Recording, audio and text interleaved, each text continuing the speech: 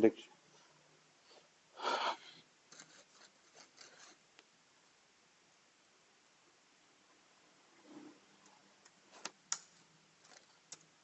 नौ से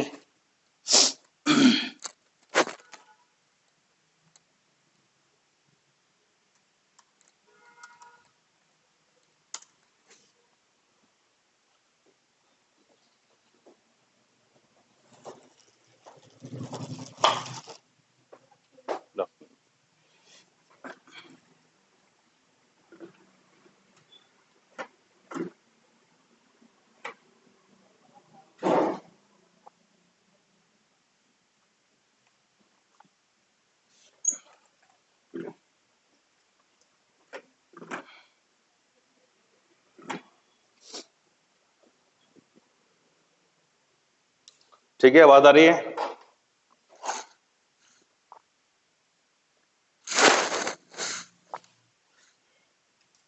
all right,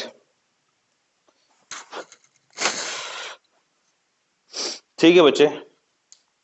बड़ा previous class में हम लोगों ने यंग्स डबल स्लिट एक्सपेरिमेंट, उसमें कंस्ट्रक्टिव इंटरफेरेंस क्या होती है, डिस्ट्रक्टिव क्या होती है, फ्रिंज विड्थ क्या होती है, ये आपको बताया मैंने, राइट। तो आज का जो हमारा बच्चे टारगेट है वो फ्रिंज विड्थ को डिस्कस करना है, एंड साथ ही साथ हम लोग intensity in Young's double slit experiment कैसे डिफाइन करते हैं, कैसे उसको फाइंड करते हैं, उसके लिए हम आपको फॉर्मूला बताएंगे, राइट।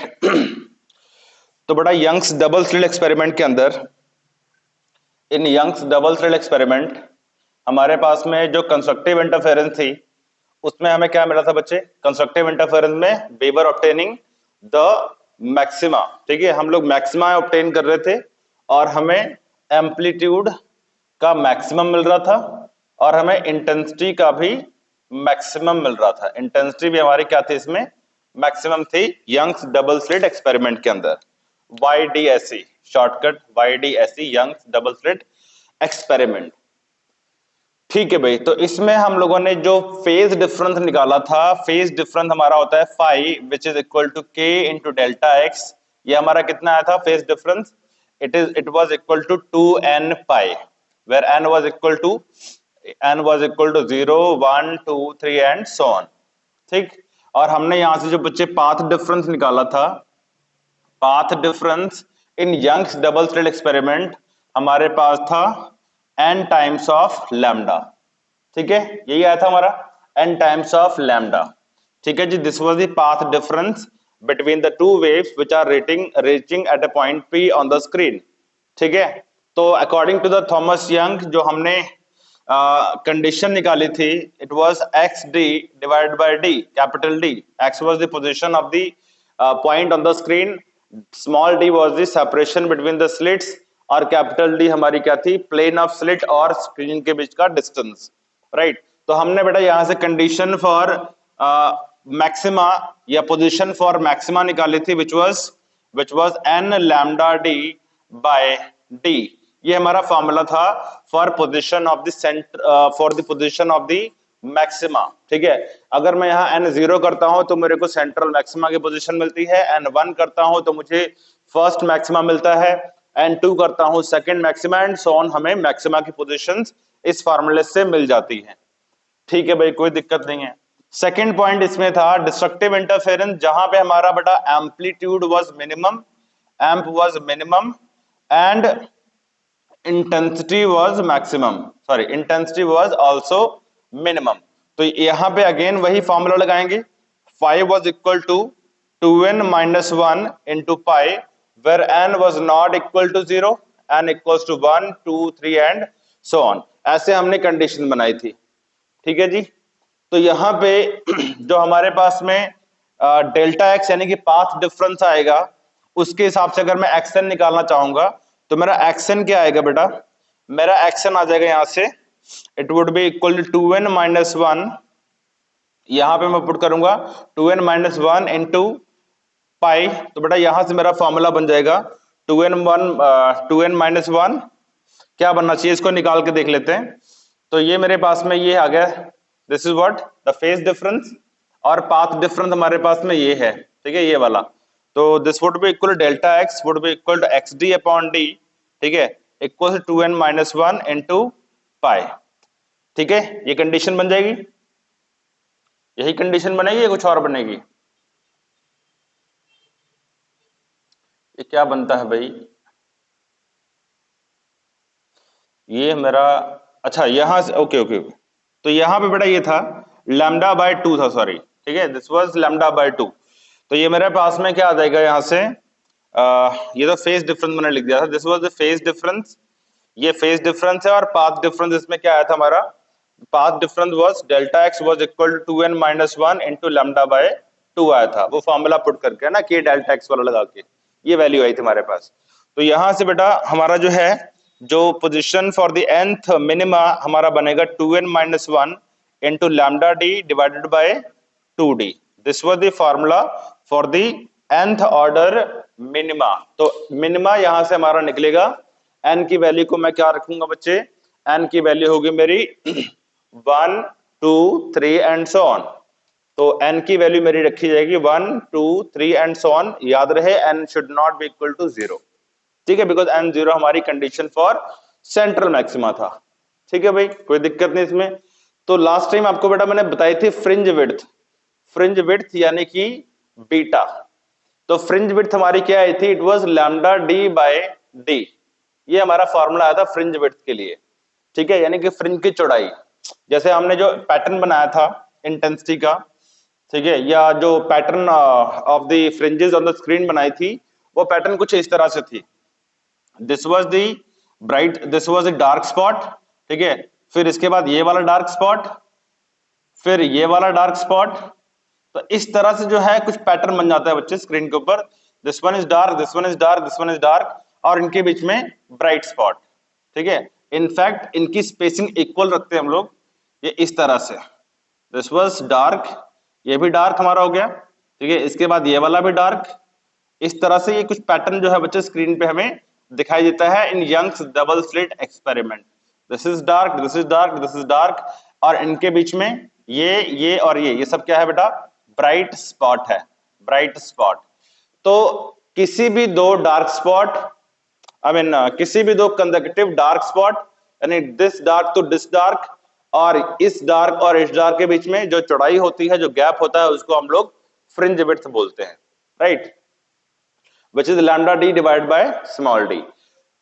तो बीटा जो है हमारा directly proportional to the lambda of the light use, यानी कि जितना लैम्डा ज्यादा होगा, जितना लॉन्गर वेवलेंथ होगी, उतना ज्यादा बीटा हमारा हाई होगा। For example beta for the red light is greater than beta for the violet light, यानी कि वायलेट लाइट का वेवलेंथ आपको मालूम है कम होता है, और रेड लाइट का वेवलेंथ ज्यादा होता है। तो जिस लाइट का वेवलेंथ ज्यादा, उस लाइट का बीटा यानी कि उसकी फ्रिंज विड्थ ज्यादा वाइड होगी, राइट। तो इस तरह से ये रिलेशन हमारे पास बन जाता है, पहली बात ये होगी। दूसरी बात कि बीटा हमारा डायरेक्टली प्रोपोर्शनल टू है डी, डी मतलब distance between slit and the screen. तो जितना स्लिट और स्क्रीन के बीच में डिस्टेंस ज्यादा होगा, उतना ज्यादा हमारे पास में चौड़ाई किसकी होगी, बीटा की होगी, दूसरी बात होगी। तीसरी बात, beta is proportional to 1 upon D, यानी कि जितना स्लिट्स के बीच की सेपरेशन कम, उतना स्लिट का विड्थ ज्यादा होगा। यानी कि स्लिट जितना, ये स्लिट है हमारे पास में, राइट, ये स्लिट्स हैं, इन स्लिट्स में जो डिस्टेंस है डी, ये जितना कम होगा, वहां पे जो बीटा बनेगा वो स्क्रीन के ऊपर उतना ज्यादा होगा। जितना डिस्टेंस कम यहाँ पे स्लिट्स के बीच में, उतना ज्यादा वहां पे चौड़ा जो है वो फ्रिंज विड्थ या फ्रिंज पैटर्न अपने को दिखाई देगा या बनेगा। ठीक है, तो इस फॉर्मूले के साथ में ये सारी चीजें कनेक्टेड है बच्चे। अब ये बात तो यहां तक कोई दिक्कत नहीं है, सबको समझ में आती है बेटा। अगर किसी कोई प्रॉब्लम आए तो जस्ट लेट मी नो, ठीक है। अगर ऑडियो और वीडियो सही चल रही है, then keep reminding me in the WhatsApp group, because net seems little bit unstable. Okay, so ये हमारे पास में आ गई चीजें।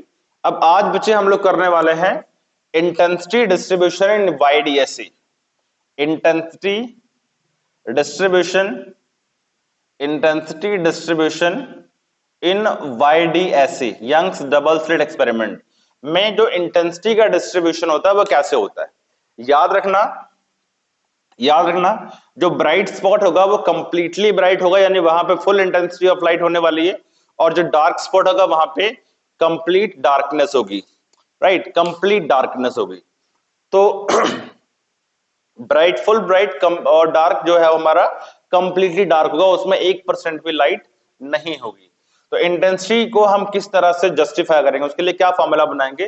तो आप सबको मालूम होगा कि जो इंटेंसिटी ऑफ द रेडिएशन होती है वो directly proportional to square of amplitude होती है। ठीक है, ये सबको मालूम होना चाहिए। इंटेंसिटी ऑफ द रेडिएशन या intensity of the light is directly proportional to the square of amplitude. अब आपको मालूम होना चाहिए जो लाइट होती है हमारी, लाइट, आपको मैंने इलेक्ट्रोमैग्नेटिक वेव पढ़ाया था, लाइट इफेक्ट यानी कि विजिबल इफेक्ट जो इलेक्ट्रोमैग्नेटिक रेडिएशन में होता है वो किसकी वजह से होता है? लाइट जो होता है जिसको हम लाइट वेक्टर बोल देते हैं, लाइट वेक्टर का रोल कौन प्ले करता है? इलेक्ट्रिक फील्ड प्ले करती है। आपको इलेक्ट्रोमैग्नेटिक वेव में मैंने पढ़ाया था कि जो इलेक्ट्रोमैग्नेटिक वेव है it is composed of two things, one is the electric field, one is the magnetic field, and those electric field and magnetic field are time dependent, वो टाइम के साथ साइनसोइडली वेरी करती हैं। अगर आपको कुछ याद आ रहा हो तो कुछ इस तरह से एक्सप्रेशन लिखा था मैंने वहां पे, ई वाई या E Z equal to E naught sine K X plus minus omega T, कुछ ऐसा लिखा था। और मैग्नेटिक फील्ड का लिखा था B Z equal to B naught sine K X plus minus omega T. और अगर ये वाई में हमारी इलेक्ट्रिक फील्ड है और हमारी मैग्नेटिक फील्ड जेड के अंदर होती है फॉर इलेक्ट्रोमैग्नेटिक वेव जो कि हमारी लाइट है। तो जो रे ऑप्टिक्स हमारी या वेव ऑप्टिक्स जो चल रही है इसमें हम लाइट के साथ डील कर रहे हैं। तो जो लाइट वेक्टर है वो इलेक्ट्रिक फील्ड होता है, यानी कि जो हमें आस पड़ोस की जो दुनिया नजर आती है, दिखाई देती है, that is because of the electric field component present in the electromagnetic radiation. तो जो विजिबल इफेक्ट है दुनिया का, जो दुनिया हमें दिखती है, that is because of this component, यानी electric field component present in the electromagnetic radiation, right. तो जो लाइट वेक्टर है वो हमारा ई वेक्टर है। लाइट का इफेक्ट यानी कि visible effect of the light is due to the presence of electric field. तो मैं इंटेंसिटी को इलेक्ट्रिक फील्ड के बेसिस पे समझाने की कोशिश कर रहा हूं आपको। देखना यहां पे, मान लेते हैं यहां पे बेटा दो वेव्स हैं, एक वेव ये है, ठीक है, और एक वेव ये है। अब आपको मालूम है कि जब दोनों वेव का सुपर पोजिशन होता है then only the interference occurs. मालूम है इंटरफेरेंस में क्या होता है कि दो लाइट वेव्स का आपस में सुपर पोजिशन होता है। तो बेटा ये वाली जो लाइट वेव है, मैं इसका जो इलेक्ट्रिक फील्ड है, क्योंकि जो विजिबल इफेक्ट है लाइट का वो इलेक्ट्रिक फील्ड की वजह से होता है, तो इस वाली लाइट के लिए जो इलेक्ट्रिक फील्ड का जो इफेक्ट है मैं लिखने जा रहा हूं E1 equals to E naught sine of omega T. मैंने ये लिख दिया, इसकी इक्वेशन मैंने लिख दी E1 is equal to E naught sine omega T, right. मैं यहाँ पे के एक्स फैक्टर को नहीं लिख रहा हूं बिकॉज के एक्स फैक्टर हमारा यहाँ पे कांस्टेंट है और वो दोनों वेव्स में कट जाया करेगा, राइट। तो जनरल जो है इक्वेशन मैंने लिख दी इलेक्ट्रिक फील्ड की for the first wave which is E1 is equal to E naught sine omega T. Omega is the frequency and T is the time, और ई नॉट हमारा क्या है? एम्पलीट्यूड। ई नॉट हमारा क्या है बच्चे? Amplitude. ये हमारा एम्पलीट्यूड हो गया। और जो दूसरी वेव है इसकी जो इक्वेशन है मैं लिख रहा हूं E2 is equal to E naught sine omega T plus five, where five is equal to the phase difference. Phase difference, ठीक है। कुछ लोग यहाँ पे ओमेगा टी माइनस फाइव भी लिख सकते हैं, कुछ बुक्स में माइनस फाइव लिखा होगा, बट कोई घबराने की बात नहीं है। ये इतना दिखा रहा है कि भाई ये जो E1 और जो E2 है इन दोनों लाइट में एक फेज का डिफरेंस है फाइव का, and that five phase difference is constant, क्योंकि जब ये फेज डिफरेंस कांस्टेंट रहेगा then only the sources will be coherent and then only the interference में अकर। ऐसा नहीं कि ये फाइव की वैल्यू बार बार बदलती रहे, no, five would be fixed and that would be the phase difference और ये कांस्टेंट होगा हमारा, and this would be constant, तभी इंटरफेरेंस हो सकती है वरना इंटरफेरेंस नहीं होगी। तो मैं यहां ओमेगा टी प्लस फाइव या माइनस फाइव लेके चल सकता हूं, राइट। तो मैंने for the sake of simplicity मैंने दो वेव्स में फेज का डिफरेंस अज्यूम कर लिया अपनी तरफ से, which is what omega, which is what phi is the phase difference। अब दो वेव्स का क्या होगा? सुपरपोजिशन होगा तभी इंटरफेरेंस होती है। तो जरा सुपरपोजिशन कराओ। तो आफ्टर अप्लाइंग सुपरपोजिशन रूल, जब मैं ये रूल लगाता हूं बच्चे तो मेरे पास में जो रिजल्टेंट वेव बनेगी उसका जो इलेक्ट्रिक फील्ड बनेगा this would be equal to E naught sine omega T plus E naught sine omega T plus five. ठीक है जी, ये मेरे पास आ गया। अब मैं एक काम करता हूं, मैं यहां से ई नॉट कॉमन ले लेता हूं और अंदर क्या बचा, sign omega T plus sign omega T plus five. ठीक है जी, ब्रैकेट क्लोज, ब्रैकेट क्लोज, ये लिख दिया जी। अब जो मैथ वाले बच्चे हैं जरा मुझे व्हाट्सएप में लिख के बता दें कि भाई कभी आपने sine C plus sine D का फॉर्मूला सुना है? जो मेडिकल वाले बच्चे शायद उन्होंने सुना होगा, अगर 11th क्वालिफाई करिए ढंग से तो, क्योंकि 11th की वेव के अंदर साइन सी कॉस डी वाले बहुत फॉर्मूले बताए थे, साइन सी साइन डी वाले, राइट। तो एक फॉर्मूला होता है मैथ के अंदर फॉर्मूला होता है sine C plus sine D का, sine C plus sine D का फॉर्मूला होता है। वो बताएं भाई साइन, इसका फॉर्मूला क्या होता है?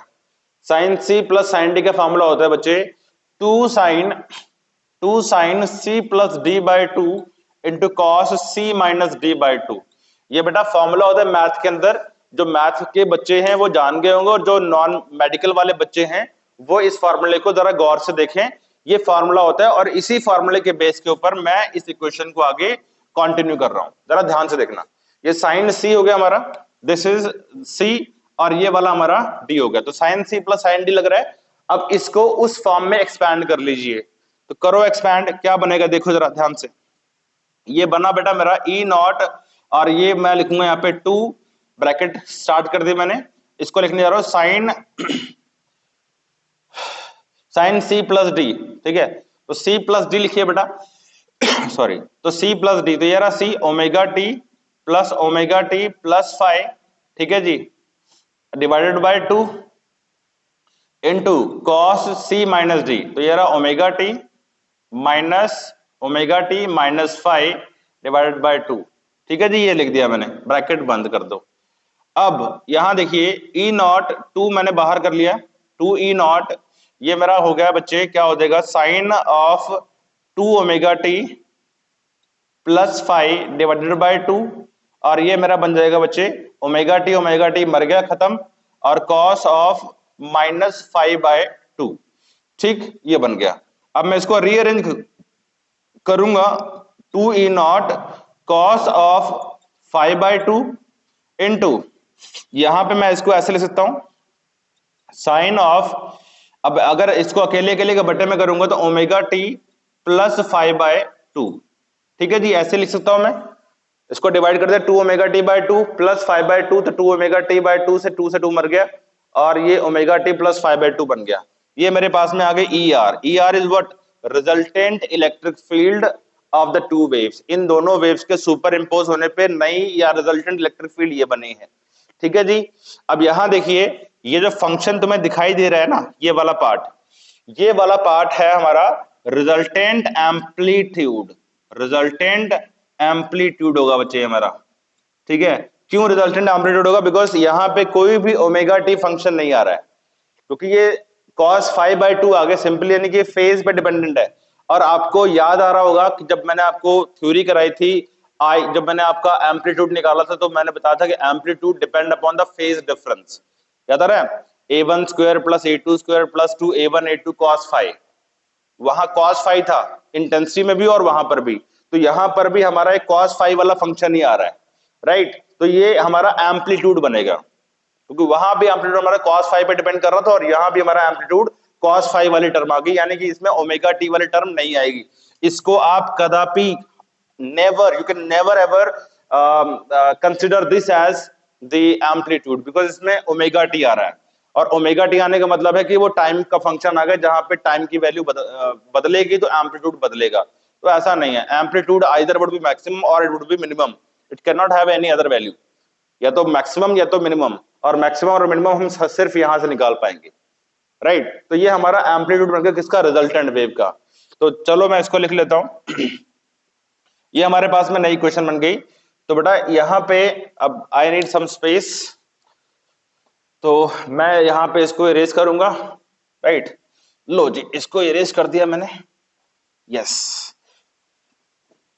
सो नाउ तो बेटा यहां पे जो हमारे पास में रिजल्टेंट एम्पलीट्यूड आया है, इसको मैं कैपिटल ए बोल देता हूं, ठीक है, capital A, and it is equal to 2 E naught cos of 5, ये आ गया 5 बाय 2 आ गया, 5 इज द फेज डिफरेंस। ठीक है जी, यहां तक कोई दिक्कत वाली बात नहीं है।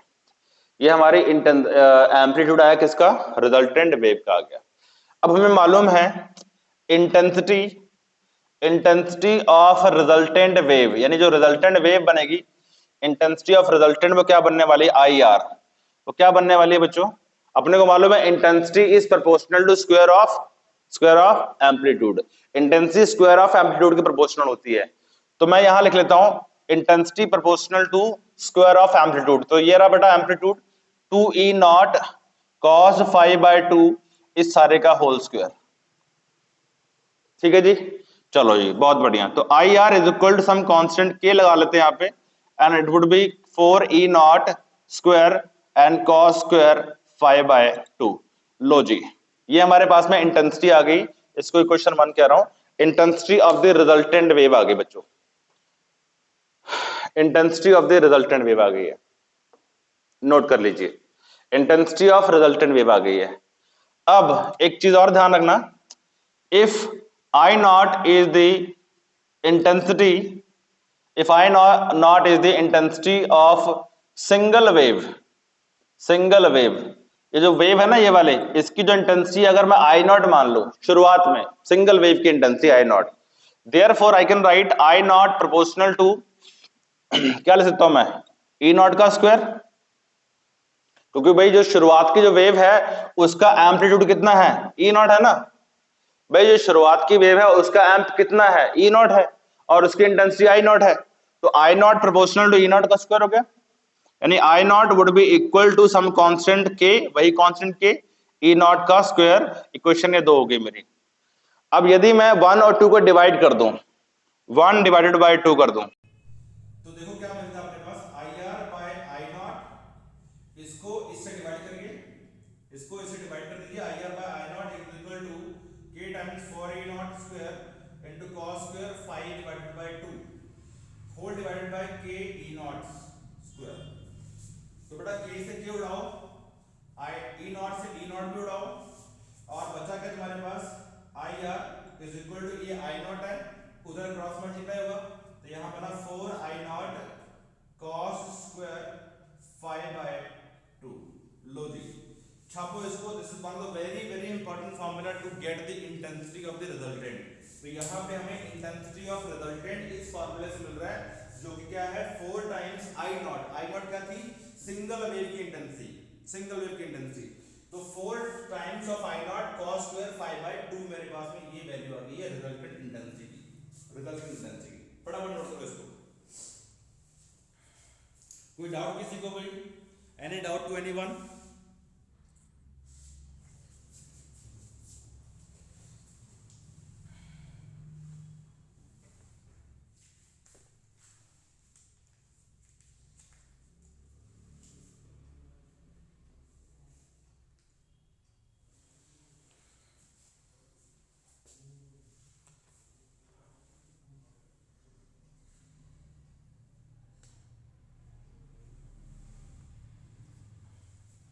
हाँ जी भाई, तो ये हमारे पास बच्चे फॉर्मूलाज आ गए। अब मैं क्या बताने जा रहा हूँ, I am going to find the condition for maxima and minima. Maxima और मिनिमा कहाँ कहाँ बनेंगे उसकी कंडीशन बताने जा रहा हूँ। वैसे तो कंडीशन आपको मैं बता ही चुका हूँ, लेकिन एक बार मैं इंटेंसिटी मैक्सिमा या मिनिमा कितनी आएगी और उसको निकाल के दिखाते हैं। तो बेटा सबको मालूम है for constructive interference resultant intensity should be equal to maximum. इतना आपको मालूम है कि भाई कंस्ट्रक्टिव अगर होगा तो इंटेंसिटी वुड बी मैक्सिमम, और वो मैक्सिमम इंटेंसिटी कब आएगी, अगेन देखो ध्यान से, इंटेंसिटी जो मैक्सिमम है उसकी वैल्यू किस पे डिपेंड कर रही है, 5 पे डिपेंड कर रही है बच्चे, 5 पे, ठीक है, उसकी वैल्यू जो है हमारी 5 पे डिपेंड कर रही है, 5 हमारा है फेज एंगल। तो बेटा ध्यान से देखिए, अगर हमारा, अब आपको मालूम है अगर हमारा इंटेंसिटी मैक्सिमम है तो फाई की वैल्यू क्या होनी चाहिए, 2n पाई होनी चाहिए, ये होनी चाहिए, यानी कि that is phi should be equal to either phi 0 हो, या तो फाई हमारा 2 पाई हो, या तो फाई हमारा 4 पाई हो, considering n equals to 0 1 2 and so on. यही बताया था मैंने आपको, यहां से यही आएगा कंडीशन।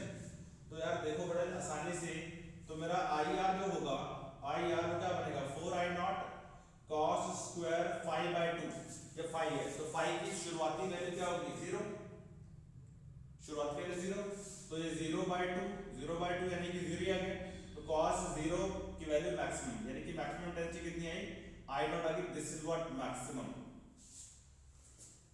और ये हमारा क्या होगा बेटा, ये हमारा होगा central maximum, this is the central maximum. ये सारी चीजें आपको बता चुके हैं लेकिन फिर से बता रहे हैं। ये तो हमारी 0 की लग है, अगर फाई हमारा 0 है, अगर फाई हमारा 0 है तो ये आ जाएगा, अगर फाई हमारा क्या है 2 पाई है, अगर फाई हमारा 2 पाई है तो बेटा ध्यान दीजिए I R would be equal to what 4i0 cos square phi की वैल्यू क्या करेंगे 2 pi 2 पाई/2,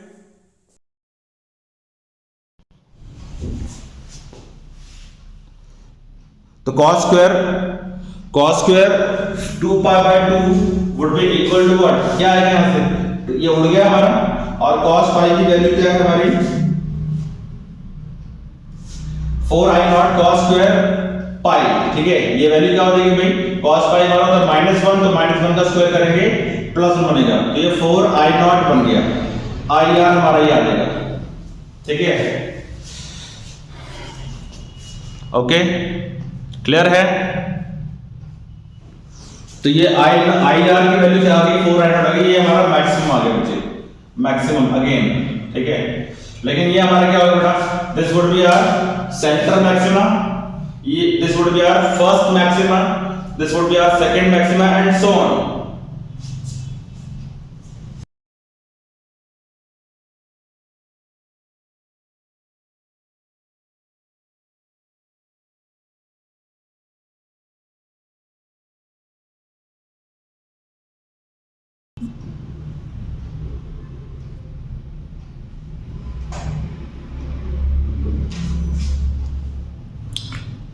Is it clear? Okay, so IR would be equal to 4i0, ये हमारा आ गया बच्चे, this is called first maxima।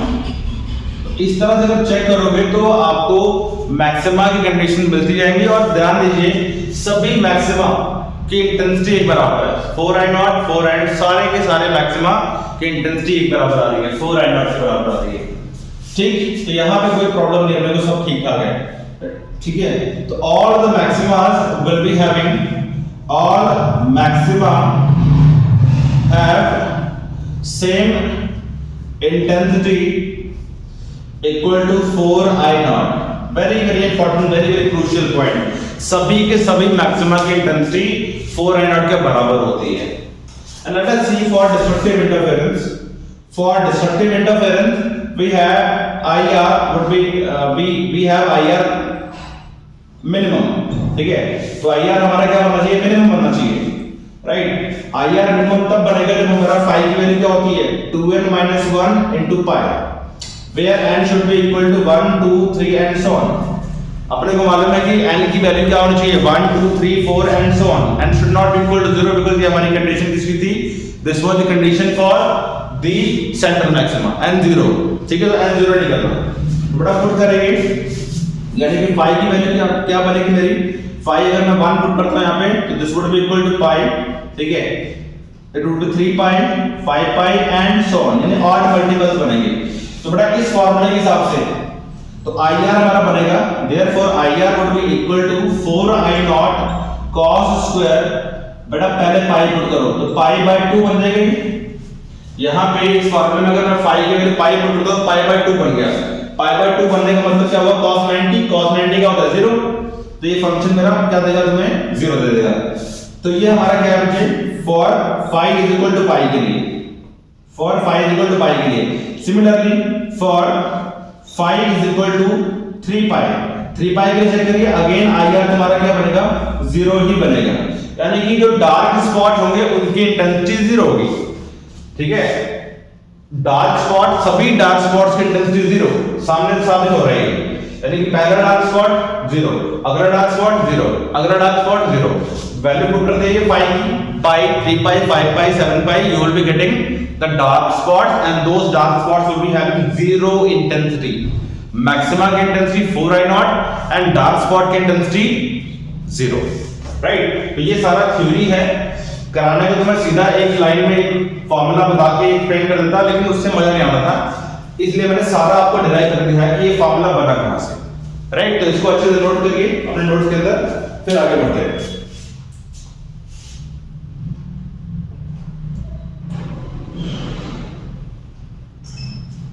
Okay, so we have obtained the condition for maxima and minimum intensity. अब इसमें एक ग्राफ रहता है बच्चे, how do you plot graph between the intensity and the phase angle? Intensity versus phase का graph क्या बनता है, आओ देखते हैं। Intensity versus phase, okay, this is of no use now. Intensity versus phase.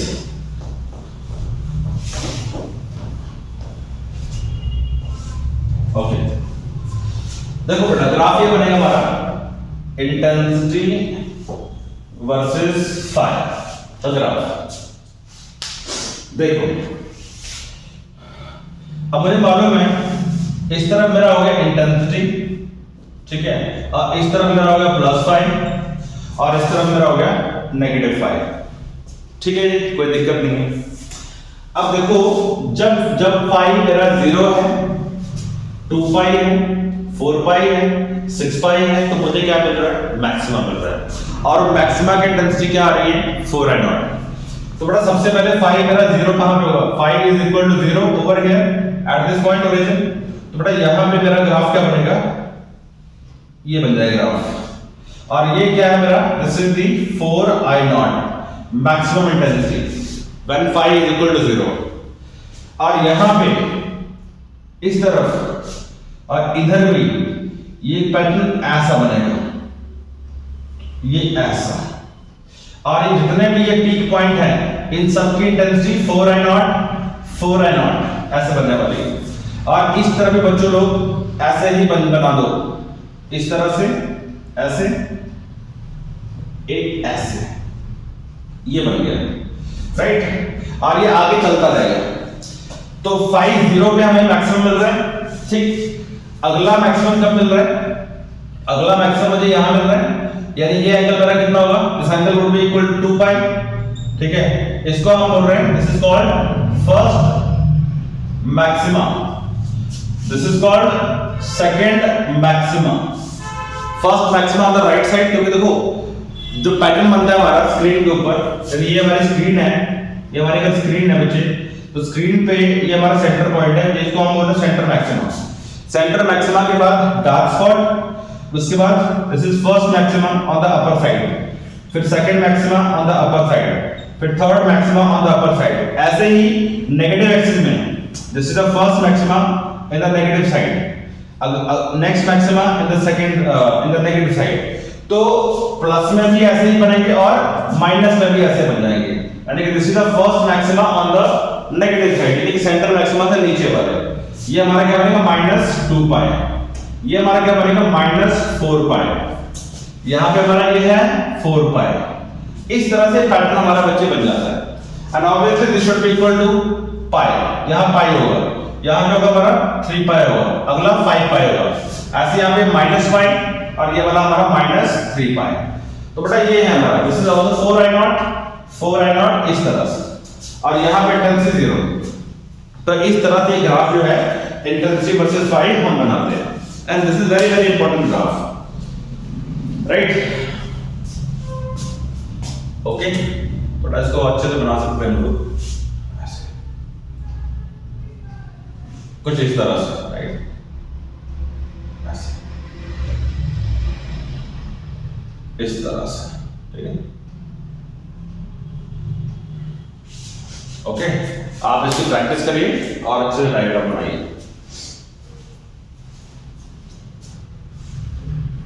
Alright, तो ये तो बच्चे इंटेंसिटी डिस्ट्रीब्यूशन हो गई, ठीक है। और आपको constructive interference, destructive interference in detail सारा कुछ बता दिया, सारे मैथमेटिक्स करके दिखा दिए इसके अंदर। तो आगे बढ़ते हैं न्यूमेरिकल पार्ट की ओर। तो let us do the numericals. तो न्यूमेरिकल्स के लिए I have few questions with me, तो इनको ट्राई करते हैं अभी। तो let us do the very first question. Question है बच्चे हमारे पास, पहला क्वेश्चन है हमारे पास। तो क्वेश्चन इज कि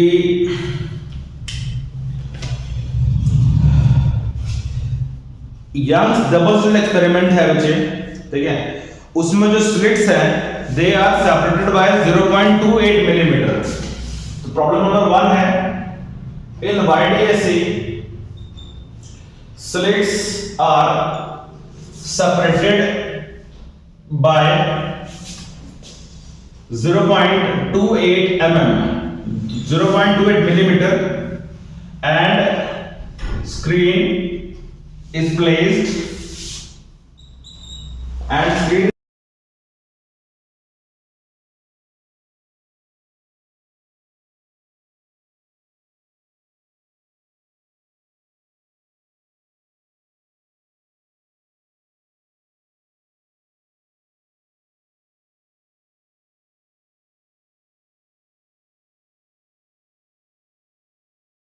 central maxima and fourth maxima, and fourth maxima is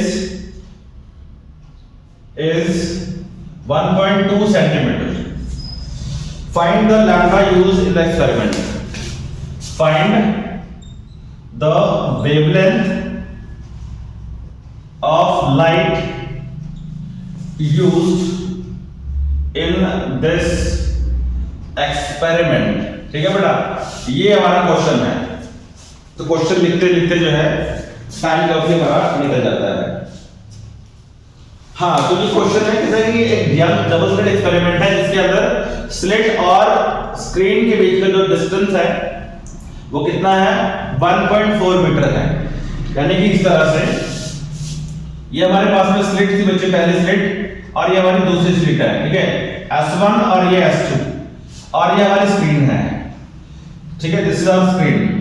तो स्लिट और स्क्रीन के बीच की जो दूरी है, कैपिटल डी इसको बोलते हैं, ये हमें गिवन है 1.4 मीटर, ठीक है, और स्लिट के खुद के बीच में जो दूरी है, the slits are separated by 0.28 millimetre, यानी कि ये जो स्मॉल डी है हमारा, स्मॉल डी स्लिट्स के बीच की सेपरेशन इट इज 0.28 mm। तो एक काम करते हैं, d इज इक्वल टू हमारा क्या हो जाएगा, 0.28 10 की पावर -3 मीटर, और कैपिटल डी हमारा 1.4 मीटर है। अब कहते हैं कि distance between the central maxima and the fourth maxima is 1.2 centimetre. भाई यहां कहीं पे हमारा क्या होगा, सेंट्रल मैक्सिमा होता है, ये हमारा क्या होगा, सेंट्रल मैक्सिमा। सेंट्रल मैक्सिमा और फोर्थ मैक्सिमा के बीच की सेपरेशन कितनी है हमारे पास, इट इज 1.2 सेंटीमीटर के बराबर है। तो बेटा यहां से सेंट्रल मैक्सिमा, इसके बाद फर्स्ट मैक्सिमा हो गई, फर्स्ट, फिर सेकंड मैक्सिमा, फिर third maxima, and then fourth maxima. ये तो उसने क्या बोला है कि सेंट्रल मैक्सिमा और फोर्थ मैक्सिमा के बीच जो दूरी है, ये जो दूरी है बच्चों, ये दूरी आपको गिवन है, it is equal to 1.2 centimetre. Clear है, बहुत सिंपल है। अब थ्योरी में आपको बताया गया है कि जो बीटा होता है, यानी कि फ्रिंज विड्थ जो होती है, वो क्या होती है, किसी भी दो ब्राइट सेंटर मैक्सिमा साथ साथ जो ब्राइट सेंटर मैक्सिमा, ठीक है, या एनी टू डार्क स्पॉट्स, ठीक है, या फिर कंसेक्यूटिव डार्क और ब्राइट स्पॉट्स, ऐसा आपको थ्योरी बता रखा है। तो आप देखिए सेंटर मैक्सिमा और फर्स्ट के बीच में जो बैंड विड्थ है, जो फ्रिंज विड्थ है, एक तो फ्रिंज ये अभी डार्क फ्रिंज, ये डार्क है, ये भी डार्क होगी, ये भी डार्क और ये भी डार्क। तो आप ध्यान दीजिए कि सेंट्रल मैक्सिमा और फोर्थ मैक्सिमा के बीच में कितने डार्क स्पॉट आ रहे हैं, 4 आ रहे हैं, यानी कि देयर आर 4 फ्रिंजेस। कितने फ्रिंजेस है यहाँ पे, 4 फ्रिंजेस हैं। तो जो हमारा बीटा बनना चाहिए, बीटा हमारा क्या होता है, फ्रिंज विड्थ, ठीक है, fringe width, and this should be equal to, इनके बीच जो डिस्टेंस है 1.2 डिवाइडेड बाय 4, यानी कि 0.3 सेंटीमीटर। ऐसा होगा भाई, जो फ्रिंज विड्थ है वो क्या होना चाहिए, फ्रिंज विड्थ ये होनी चाहिए, टोटल डिस्टेंस कितना है इनके बीच में, 1.2 सेंटीमीटर। तो it should be divided by 4। तो बेटा यहाँ पे कितने चार्ज बन रहे हैं, 1 2 3 4, बहुत सिंपल है।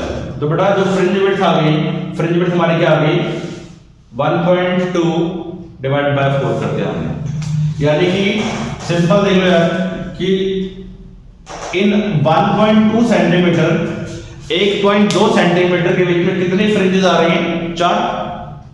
1.2 के अंदर कितने फ्रिंजेस आ रही हैं, 4 फ्रिंजेस आ रही है ना। तो एक फ्रिंज की चौड़ाई कितनी होगी, beta would be equal to 1.2 by 4, yes और नो। तो बीटा हमारा 0.3 सेंटीमीटर आ गया। अच्छा जी, अब बीटा आपको मालूम होगा ऑल्सो, बीटा हमारा क्या होता है, beta is equal to lambda D divided by small d, formula ये है। और ये हमारा कितना हो गया 0.3 सेंटीमीटर में, इसको मीटर में कन्वर्ट कर लीजिए, 0.3 10 की पावर -2 मीटर, 10 की पावर -2 मीटर। ठीक, अब आपको स्मॉल डी पता है, कैपिटल डी पता है, लगाओ फॉर्मूला और सॉल्व करो। तो lambda is equal to d divide by d into 0.3 10 की पावर -2। तो स्मॉल डी हमारा कितना है, स्मॉल डी 0.28 10 की power -3 divided by capital D 1.4 metre, ठीक है, इनटू मैं इसको लिख सकता हूं 3 10 की पावर -3, ठीक है, डेसिमल अलग कर दिया। और इसको मैं कर सकता हूं, चलो इसको ऐसे ध्यान दो, कोई दिक्कत वाली बात नहीं, ये कर दो कोई दिक्कत नहीं है। ये हमारा क्या बन जाएगा 5 बन जाएगा, यहाँ 5 बन गया है ना, इसकी 2 डेसिमल आगे ले गए, ये बन गया।